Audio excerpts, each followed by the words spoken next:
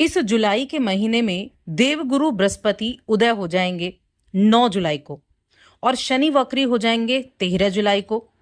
वहीं एक ग्रह के नक्षत्र का परिवर्तन और होगा जो कि केतु होंगे और केतु की चाल में ये जो बड़ा बदलाव होगा ये कुंभ राशि के जातकों के लिए 25 जनवरी 2026 तक आपको अच्छे रिजल्ट देने का काम करेगा।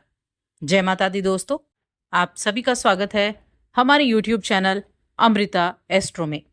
और आज की इस वीडियो में हम बात करेंगे केतु के होने वाले नक्षत्र परिवर्तन के प्रभाव के बारे में।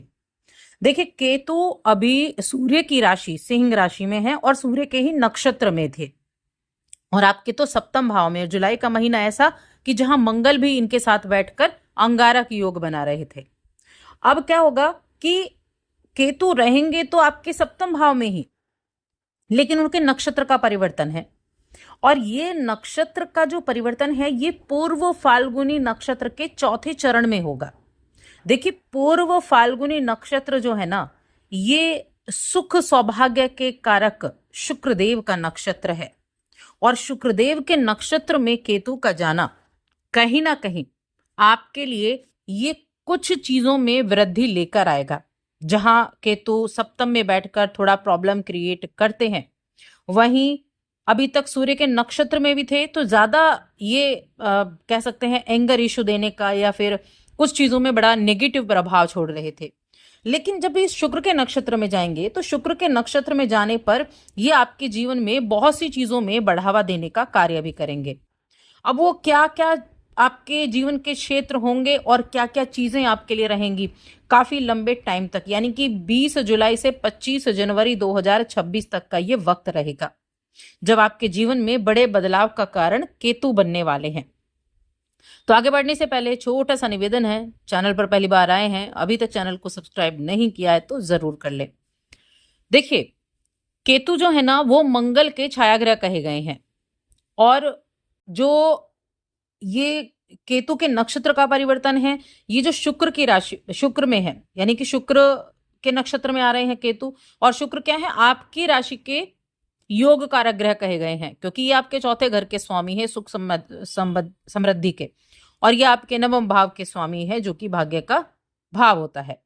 तो ये क्या करेंगे, आपके भौतिक सुखों में बढ़ोतरी कर पाएंगे, यश में प्राप्ति करवा पाएंगे, लंबे समय से अटके कामों में वृद्धि करा पाएंगे, यहां तक कि ये आपको बहुत सी ऐसी चीजें होंगी जिनमें आपको राहत देने का काम करेंगे।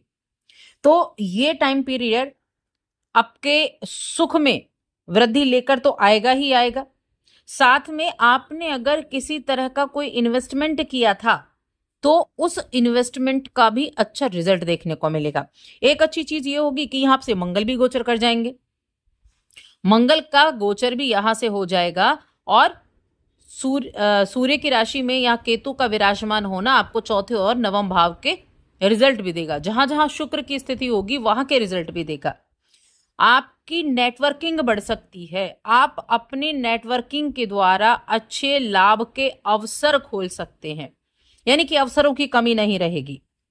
और ये समय रचनात्मक ऊर्जा से भी भरपूर रहेगा।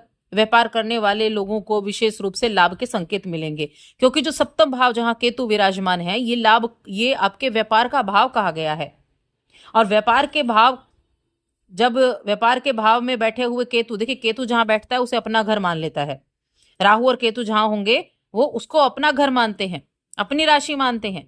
तो केतु अपने राशि में बैठे हैं और शुक्र के नक्षत्र में है। शुक्र क्या है, धन के कारक भी हैं शुक्रदेव, विवाह के कारक भी हैं शुक्रदेव, प्रेम के कारक भी हैं, सुख संपत्ति लग्जरी चीजें इनके कारक हैं।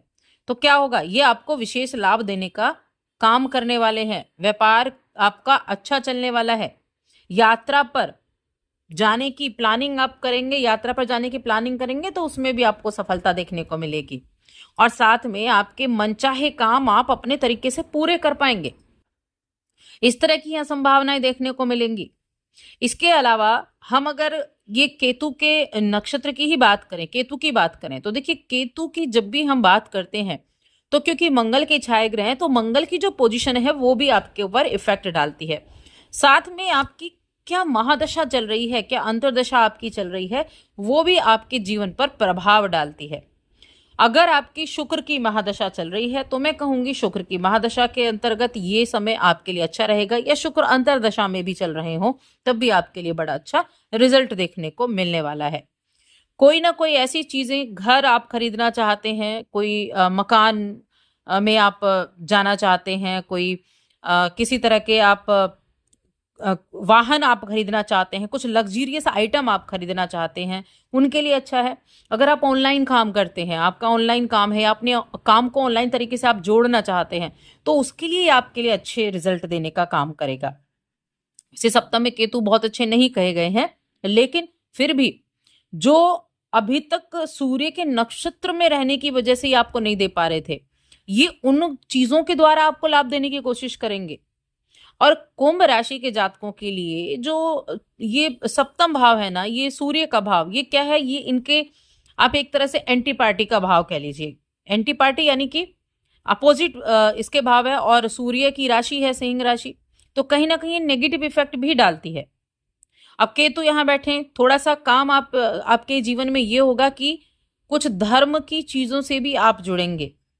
आप अपने साथी के साथ मिलकर कोई यात्रा प्लान कर सकते हैं, या फिर आप इस समय अवधि में आपके लिए देखिए यात्राओं का योग बनेगा, यात्राएं आपकी सफल भी रहेंगी। आपकी कोई लंबी दूरी की यात्रा भी इस समय अवधि में हो सकती है।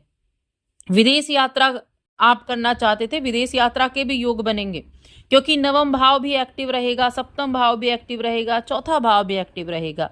तो कहीं ना कहीं विदेश यात्रा, विदेश में जाकर काम करना, विदेश से जुड़े हुए काम करना, इनके रिलेटेड भी आपके जीवन में इवेंट होने वाले हैं इस समय अवधि में। तो जब ऐसी समय की शुरुआत होने वाली हो तो आप नए तरीके से सोचना शुरू कर सकते हैं, कैसे अपने बिजनेस को आगे लेकर जाएं, कैसे अपने बिजनेस को आप ऑनलाइन तरीके से आप उसको जोड़ सकते हैं, नेटवर्किंग को आप बढ़ा सकते हैं, या फिर ट्रैवल के काम से जुड़े हैं, या फिर आप किसी ऐसे फैशन डिजाइनिंग के काम से जुड़े हुए हैं, वेब डिजाइनिंग के काम से जुड़े हुए हैं, इस तरह के कामों से आपको बहुत अच्छे रिजल्ट देखने को मिलेंगे।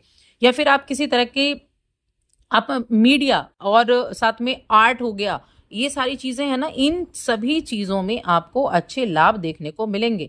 देखिए सूर्य की राशि, सूर्य क्या है, जो सिंह राशि है, सूर्य क्या है, सूर्य आत्मविश्वास, सूर्य क्या है, सूर्य आपके एक नेतृत्व का गुण होता है इनमें। जब यहाँ केतु गए हैं और शुक्र के नक्षत्र में बैठे हैं, आपके पास अपनी कोई स्किल है, अपनी स्किल को आप लोगों के सामने लेकर आ सकते हैं, आप ऑनलाइन कोई प्लेटफॉर्म यहाँ यूज कर सकते हैं।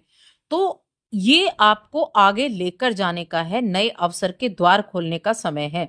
तो जब देखिए, जब छोटी छोटी चीजें मिलकर आपको आगे पुश करती हैं ना, तो आप एक बड़े व्यक्तित्व के मालिक बनते हैं। तो ऐसी छोटी छोटी चीजों को, छोटे छोटे पुश को भी आपको ध्यान में रखना बहुत जरूरी रहेगा। और केतु वो प्लैनेट भी है, ऐसा नहीं है कि राहु ही पैसे देता है, केतु भी वो प्लैनेट है जो चाहे तो आपको कहां से कहां पहुंचा सकता है।